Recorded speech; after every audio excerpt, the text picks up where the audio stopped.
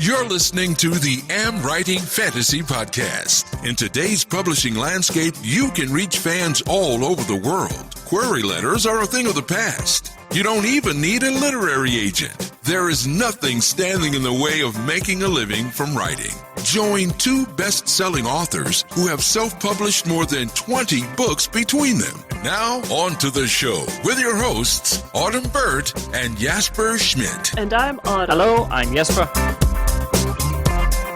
This is episode 130 of the AmWritingFantasy podcast. And in today's episode, we are going to talk about the emotional plot and how to use it. Or perhaps I should say that you, Autumn, will be talking about the emotional plot. This one was one of my ideas because when I guess I knew about the emotional plot, but when I started playing with it recently and did a recent post in our Patreon feed, I just got so excited. I'm like, yes, we need to talk about this. And I somehow strong-armed you into it, I think.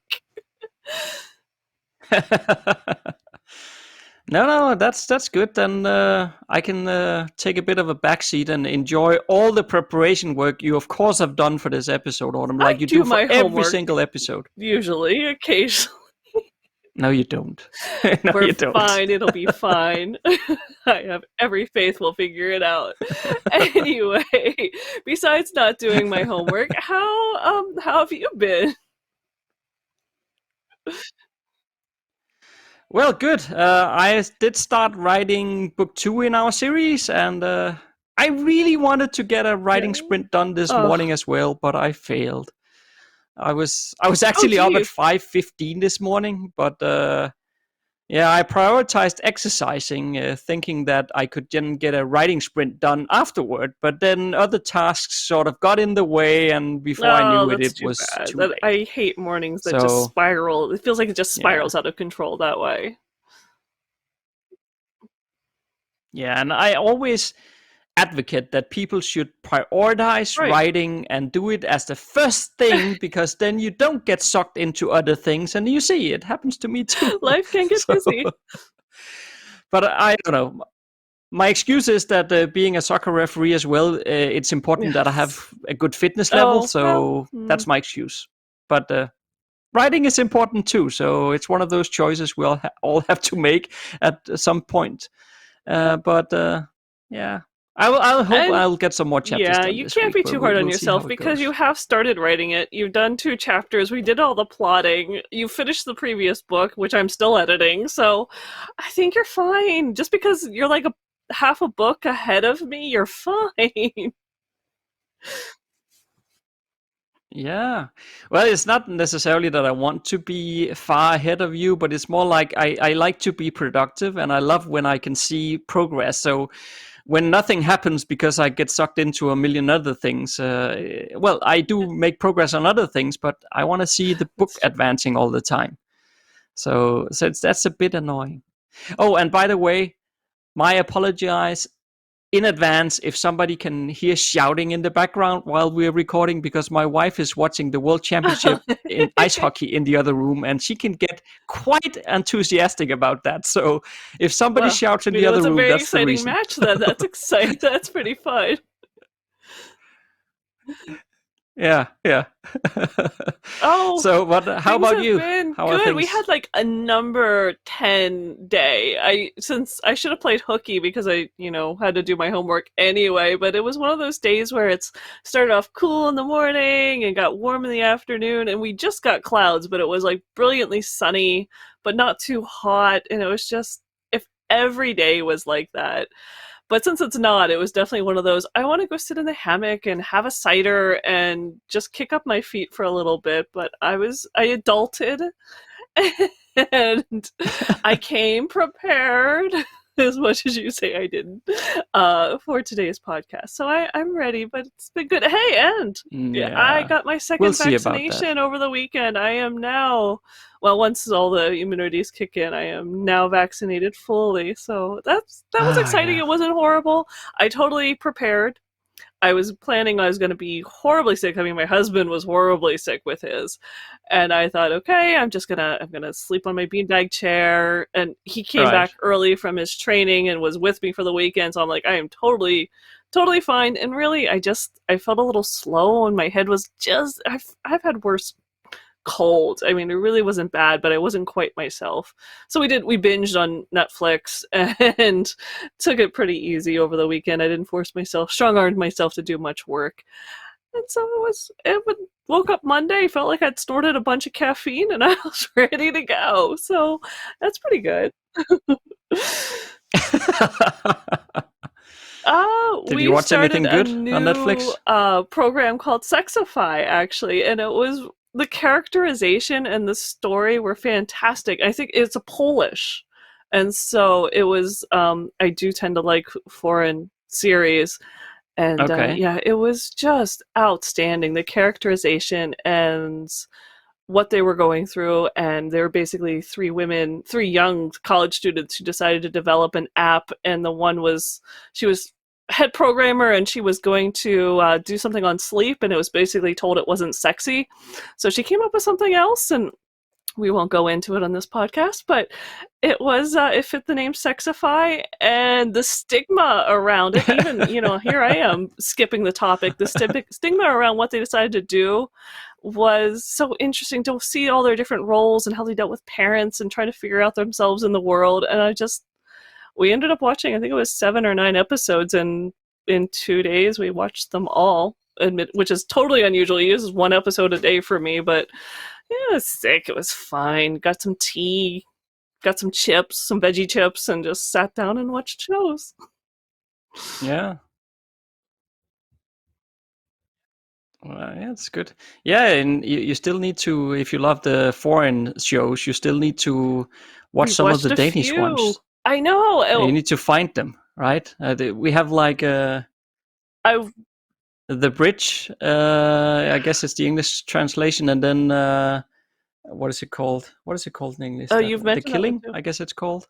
But it's not good in English. You have to watch the Danish version. Because the English version is not nearly as good. When you've got a headache, the last thing you want to do is have to read subtitles. But I've looked for that, and I thought for sure we had a workaround because we use a VPN, and I figured I could just put the VPN in Denmark, and then I could go ahead and watch the shows that I can't get in the US. It doesn't work that way. Netflix won't let me log in unless I'm under the US VPN. So I can't get to your shows unless maybe I come over there and watch with you. Yeah, and you can learn that it's called Forbrydelsen. Do that. Forbrydelsen? Huh? I'm gonna work on this. Thank you. It was a good try. A week on the internet with the AmWritingFantasy podcast. So we would like to thank Jen for joining us on Patreon. So thank you so much, It was Jen. so great to see you join us there, and we can't wait to hear more about what you're writing. Absolutely. Your support is, of course, what enables us to keep the lights on here at the AmWritingFantasy podcast. So we really appreciate that. And Jen has also become eligible for our monthly live Q&A sessions. And they are so much fun. I love getting the questions. See, that's why I'm always fine for the podcast. We never know what the listeners are going to ask when they join us, our students and our Patreon people, when they join us for the monthly Q&A. You got to just be ready to go with the flow. But to me, especially when people come back in and they give us the progress updates, are just so fantastic to hear how people are doing. So it's good to answer the questions and share and offer support and then celebrate when things are going well. Absolutely, yeah. It's really nice. I love those sessions as well. So, dear listener, if you feel like you're getting something from these podcast episodes, then why not check out the Patreon page associated to the AmWritingFantasy podcast? We offer a number of rewards to supporters, and of course, there is a link in the show notes if you want to, or if you're interested in checking that out. So. I don't know, is that it, Autumn, or do we have anything else to mention here before we move on? Did you see that the AmWriting Fantasy Facebook group is almost at 5,000 members? It exploded last month, and I think we jumped 1,000 in just a couple of weeks. So that's been exciting, but I was going to tease you and say, well, even if, maybe I'm teasing the listeners, but even if you don't enjoy the podcast, if you have questions on your writing, you can join one of the question and answer sessions for like $5 a month. That's a pretty good deal for customized help on your questions and your world building and your marketing. And I don't know how we came up with that plan, but darn, that's pretty cheap. That's the cheapest consultancy support you'll ever get in your life. That's for sure. But yeah, that's true. But I guess the irony is, if they don't enjoy listening to the podcast, they will never hear you say that.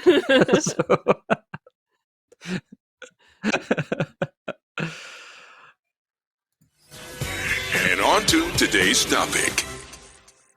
So we should perhaps mention that the idea for today's episode came from a Patreon post that you wrote in the beginning of May. Exactly. I always try to give my best posts away there, and eventually they might find their way onto the podcast and maybe even the blog down the road. But this was one that I really enjoyed discussing on Patreon. Like I said, once I stumbled on the topic, and that the emotional plot is totally separate from character arcs, and it's totally separate from the actual story plot, the story structure. I'm like, it was like I was finding one of those words that you've always, something to define something you did anyway, and you're like, oh, that's what it's called. I was so excited. So I'm like, yeah, we've got to talk about this one, because there is not much out there on the emotional plot, but I think I stumbled on like one of the things I could finally say, this is one of my favorite parts of writing. So I'm excited. Yeah, it's cool. And I feel like the topic of the emotional plot isn't that clear, really. And as you say, there's probably not that much about it out there. So perhaps it would be a good place to start if you just sort of explain no one ever understands what I'm talking about. And you want me to explain to you? No, that's fair enough. The emotional... Explain your mind. You've seen my story organization, and I've terrified you. I think I've scarred you forever. But... Oh, you mean that Scrivener file that I was trying to just make any sense out of it at all? It's just go with my mind map. It's chaos. You know that little meme that's, hey, what's that thing coming out of your head? And someone's like, it's the plot to my next novel, and it looks like this giant worm cloud. Yeah, that's me all the time. All right. But emotional plot, like I said, it is not your story plot. It's not the story structure, and it's not character arcs, but it kind of overlaps. Like if those are two spheres, it kind of overlaps with them. So if you have a Venn diagram out, it's one of those, the third sphere of it. It is, you could define it two ways. And the first way is that it is the character's emotional journey through the story. And that's a good place to start if you've never considered emotional plot before and applying it to the story you're writing. Start there. That's one you can do easily. But to me, I think what I like is sort of like the pro level, and that is the reader's emotional journey through the story. So it is literally plotting out what you hope. You're never 100%, you can't target another person 100%, but what you really kind of want the reader to be feeling when they reach certain parts of your story. And that's what I think is so much fun.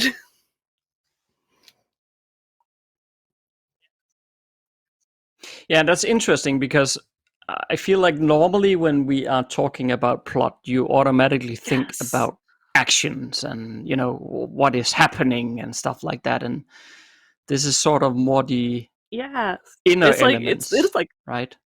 But you also mentioned the but you also mentioned the character emotional journey and also the reader emotional journey. But are they not linked like that? They're not two separate things, are they? Shouldn't they be linked? But they can be, the reader's emotional journey can be different from the characters, especially if you have several characters. But if you play with foreshadowing, if you have different characters, like you have the villain's perspective, and so the reader might have information the character doesn't have. So the character might be feeling dread and tension and a whole bunch of other emotions that the character doesn't feel because the character doesn't know.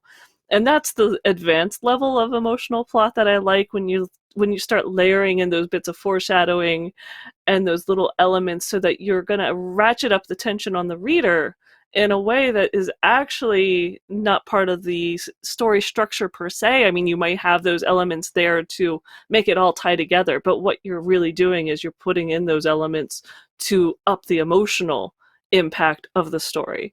And that's the emotional plot.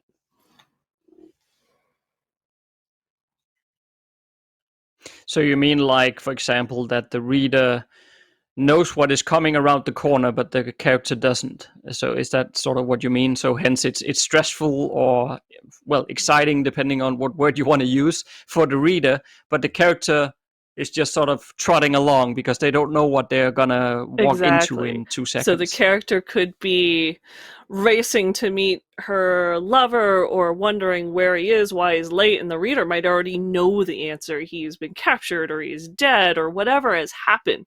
So the reader is going to have a much deeper mixed feelings going on, where the character is, not quite there yet, doesn't realize what happened. And so that's, like I said, that's more of the advanced level at the very surface, especially if you write with mostly just one point of view character. Then the emotional plot can be very similar to what the reader's plot would be, and it's much easier. You just might have a little bit of foreshadowing that the reader might or might not pick up on, and that's going to change the emotional plot.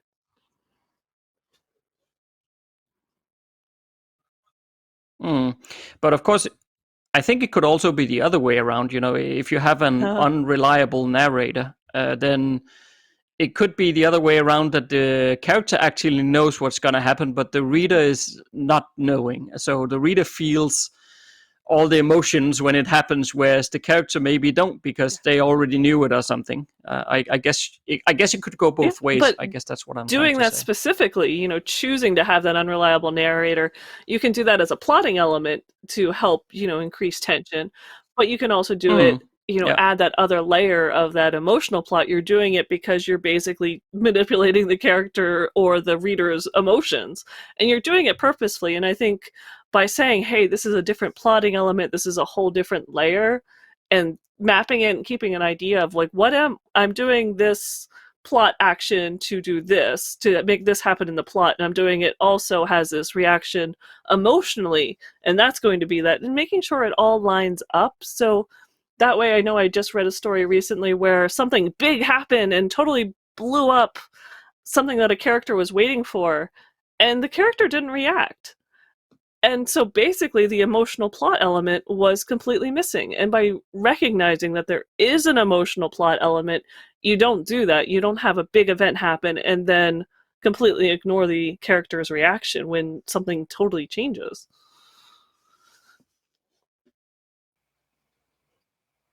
But I'm wondering as well, so of course, if you know how you want your reader to feel at a certain moment, in the book, that's a very powerful tool if you do it deliberately.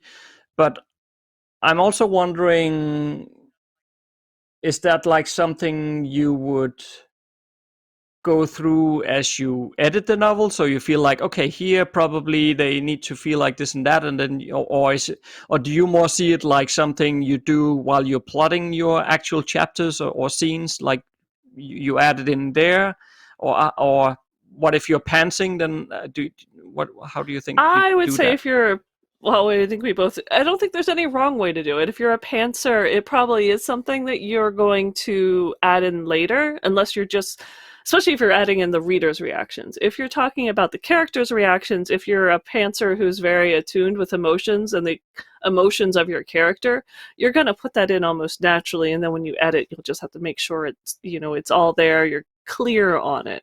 If you're looking at how to manipulate the reader, I think it comes out much better if you're a plotter, or at least if you're more of a hybrid and you just simply plot out your chapters.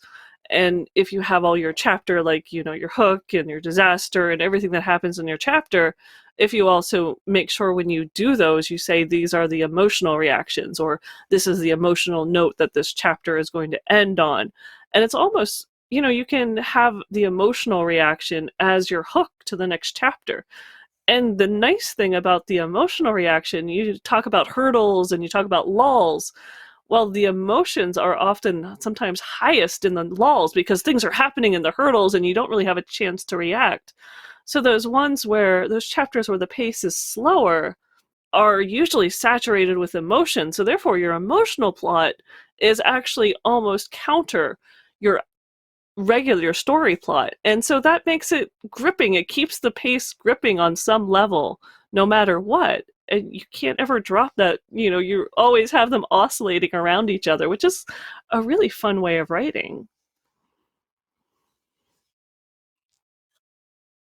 Yeah, and also I've grown over the years to love the lulls more and more and more, because those scenes where there's no fighting going on, they're sitting around the campfire and they're enjoying their bread and smoking a pipe and talking to each other, right? I've really grown to love those scenes because it's usually where you can have the characters reflect on what happened. I mean, of course, they will react in the moment when the dragon attacks and whatnot. Of course, they will react to that and they will have emotions related to that. But the deeper understanding about the character's personality and their desires and their view of the world and all that stuff really comes to the forefront in those lulls.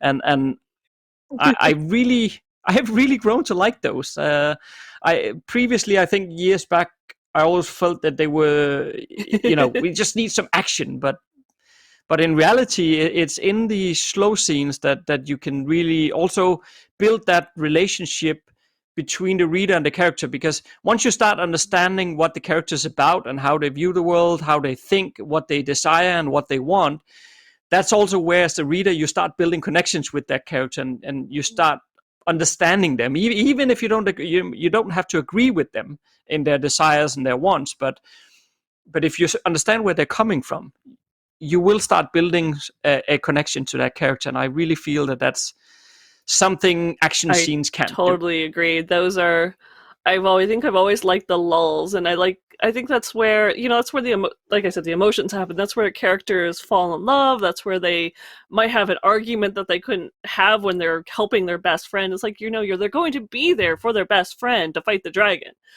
But if there's anything like, well, why did you do that? Why did you bring us here? That's what happened. You risked my friend's life. Those are the things that come out in the lulls, and I like that kind of emotional spewing, I think, and that's why I like this idea of the emotional plot, is that you make sure you include that, because thrillers and action adventure books, the ones that are always like the Hollywood cinemas that are boom, boom, boom, boom, you don't have an emotional plot, and that's why they feel superficial, and also why some of the characters feel so throwaway. You don't make that connection. You never see the character's reaction. They're always this stoic, I am doing this because I am saving and rescuing my daughter, and you're like, okay, do you ever show that you love her other than you save her life? That's not going to help me respect you at all.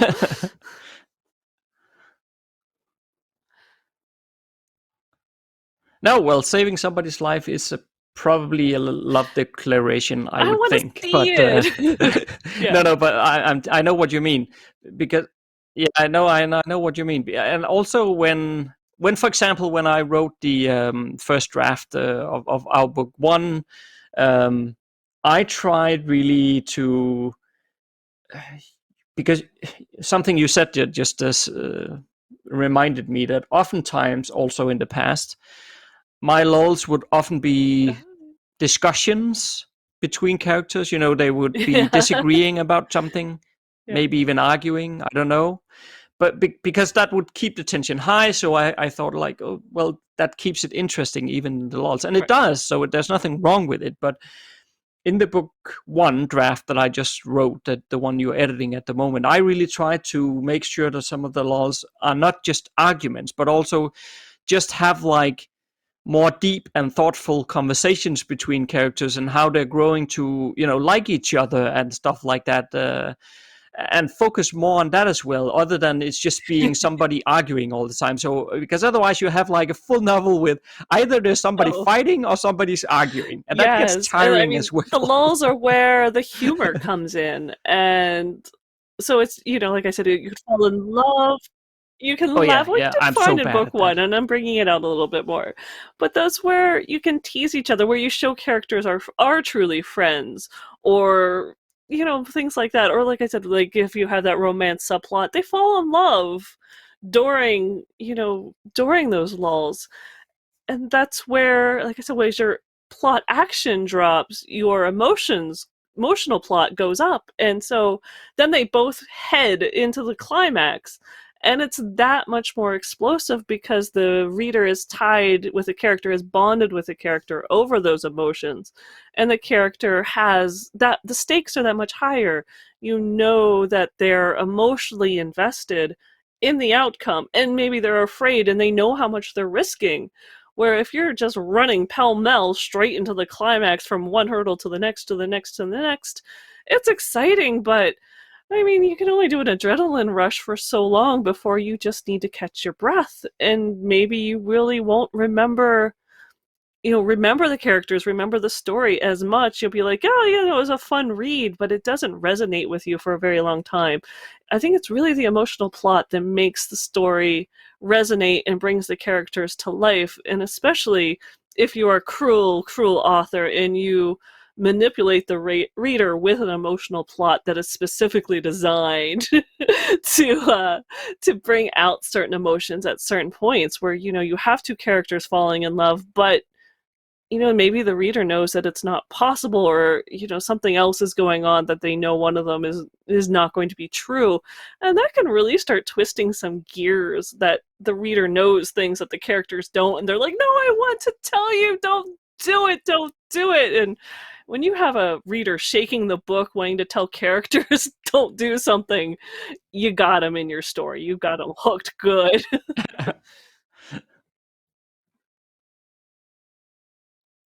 Yeah, and there was, I can't remember if it was one of our Q&A sessions or when, but there was somebody asking me at some point why I hated, or maybe it was one of our interviews with the world building Definitely, yeah. interviews we mentioned in last week's episode, that somebody asked me, why do you hate the That's superheroes right. so much, and all the Marvel stuff, but I think listening to what you just said, that's exactly why I don't like those superhero stuff, because they feel superficial. That they don't have, at least to me. I mean, I understand some people will disagree, and that's okay.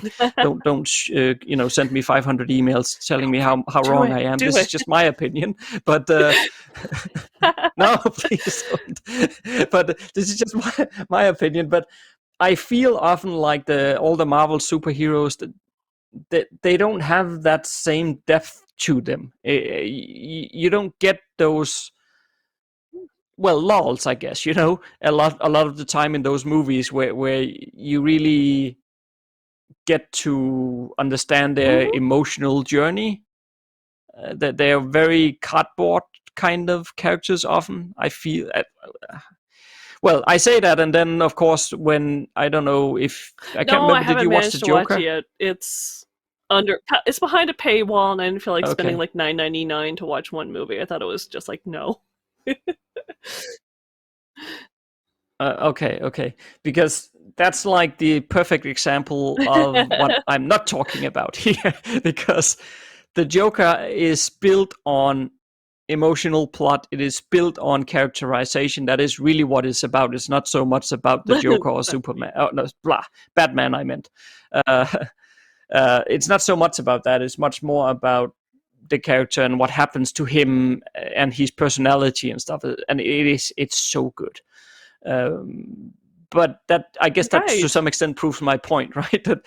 That's when I feel like that's when it gets good. Whereas the other opposite, where Superman is just fighting bad guys, or Batman is fighting the Joker in the older movies and stuff like that. It's I don't know.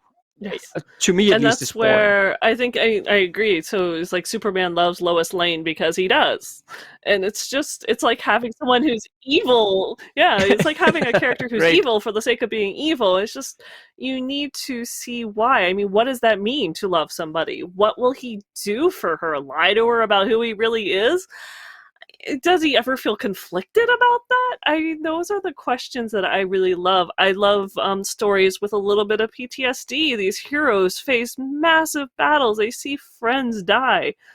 I want to see the reaction to that, those emotional fallouts of maybe somebody, getting angry over this, or not treating themselves well because they're so upset. That's the reality I see in the world around me, and that's what I want to see in the stories. And you don't just do that by like writing and you just throw in a random emotion. Readers will call that out. You want to have that layered and laced through the whole story, which means stepping back and looking at your plot, looking at your characters and the character arcs and saying, what is the emotional reaction? How is this character progressing on this character arc? What does that look like emotionally at this point in this chapter? And making sure that really is added in there. It's another plot thread to make sure is clear. And I think one of the few posts that are out there on this had a good suggestion saying, if you're writing a chapter and it feels flat, or you feel like you don't know where it's going, step back and look at the emotional plot, because if you're not connecting with your character, it's probably because you don't know where their emotions are and their emotional plot is. And once you figure that out, you will actually get the writing that much faster. It will help you write to figure this out.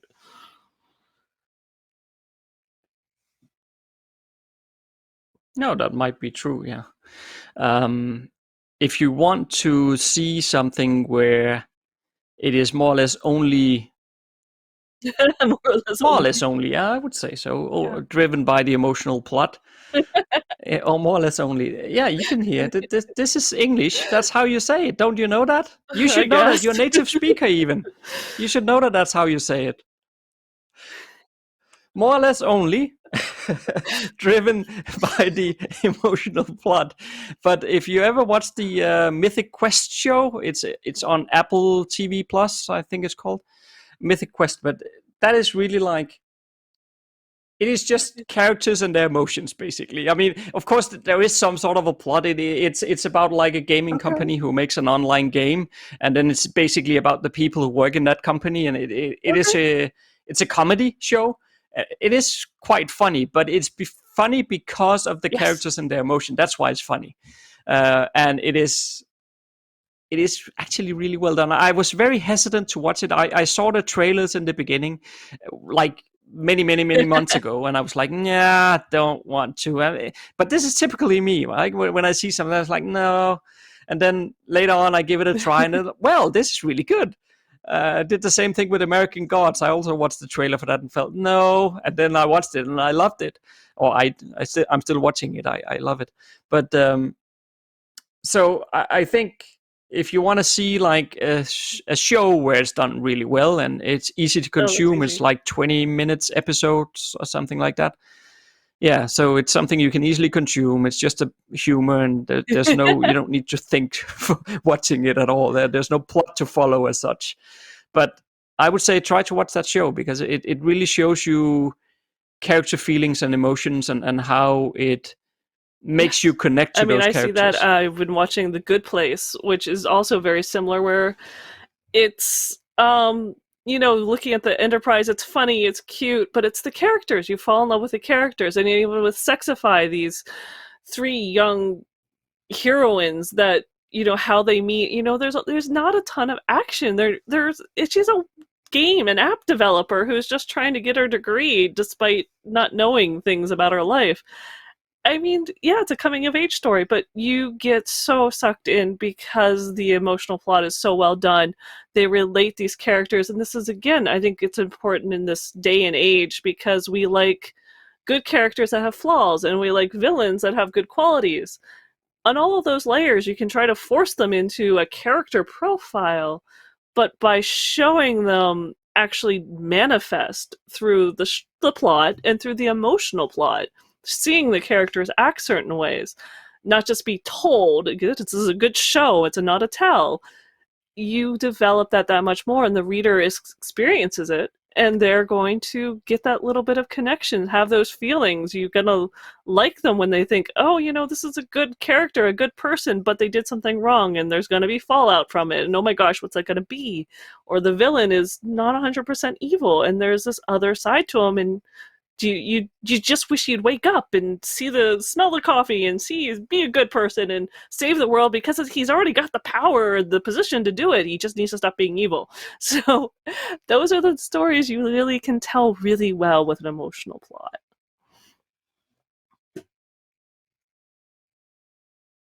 Oh, call back. What did we talk about just a few episodes ago? Look at that again. We've talked about so much. Can we just go one of the worst top 10 lists? It's just because I want to put you on the spot. No, but what was the topic of the episode? Evil things to do to your character is one that comes to mind. It's the worst things to do to characters. No, we talked about that's right. We did just talk about deep right? point of view, and yes, this goes along. And I think there is a very, very strong correlation here, because if you're writing in deep point of view, you are going to get into those feelings. Exactly. These right? go hand in hand. It's taking the deep point of view, and if you're struggling with it, this is maybe what you're struggling with, is looking at the emotional plot, getting into that character's head. Because the deep point of view is also word choice, like, a sailor using, as taught as tense rigging line, things like that. They're going to always use words that fit their perspective. They're not going to talk about, garden hose and things like that. If they're a sailor, they don't know anything about garden hose. But this is taking just the emotional side of it. So not worrying so much about the word choice that you would in the deep point of view, but talking about, how are they experiencing this moment? And like I said, and then if you really want to get technical, figuring out what you want the reader to be feeling at that moment, and that way you can make sure that even though it's a lull, there's something in there the reader's going to be gasping over, or so excited their heart's going to be fluttering. Those are the kind of emotions. Knowing you want to do that to your reader, you can be a little bit more strategic in making sure the chapter and everything that comes before builds that kind of emotion in your reader.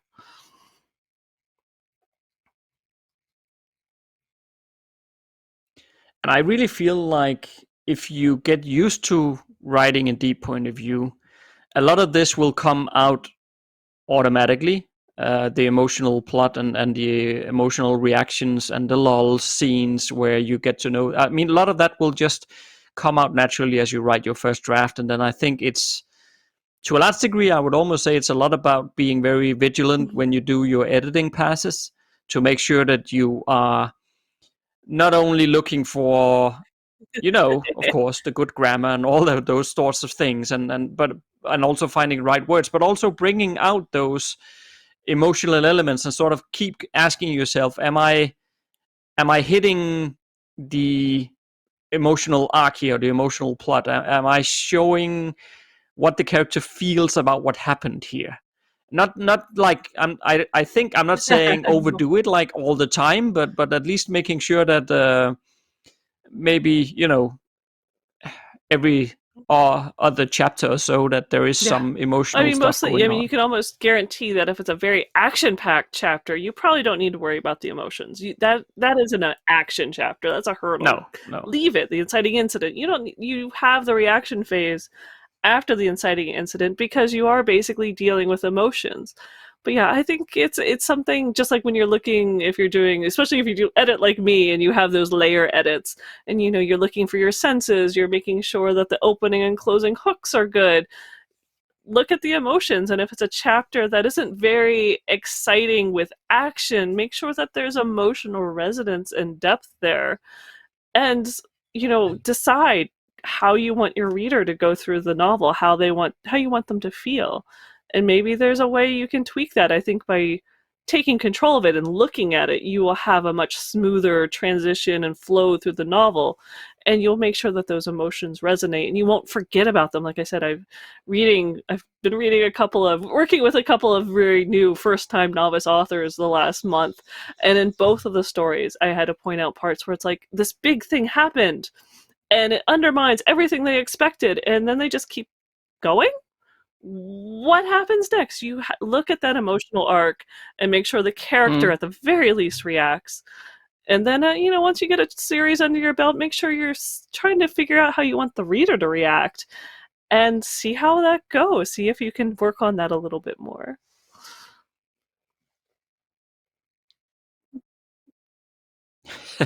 I'm actually often impressed by the fact that you can do several editing passes and you can be so structured and make notes and everything. When I've looked at your Scrivener file, it's just it's like night and day. I don't understand how you can do both. The Scrivener file you have is a very. I have this idea. I did admittedly write a novella in it. But it was. Yes, I hadn't really developed the series yet. You should see my Tainted Fae. It is much more organized and much more clear and clean and crisp. So I can organize. And if you think I'm bad, you should see my husband. Seriously. He can't find his socks.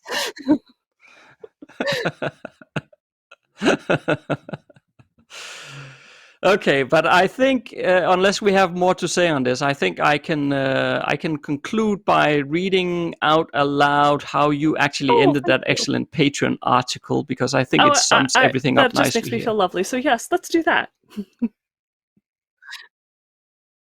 Yeah, so these are your words being quoted to you. Special. So, quote. Yeah, it is. If your story feels something is missing and doesn't align, look at the emotional plot. What is the character feeling? Does it make sense? What emotion are you trying to create in the reader? Are you succeeding? Well, there we go. Quote. Can't be said any better than that, can it? Somebody has been a genius who wrote that. I don't know who that was, but the author of that article was a genius.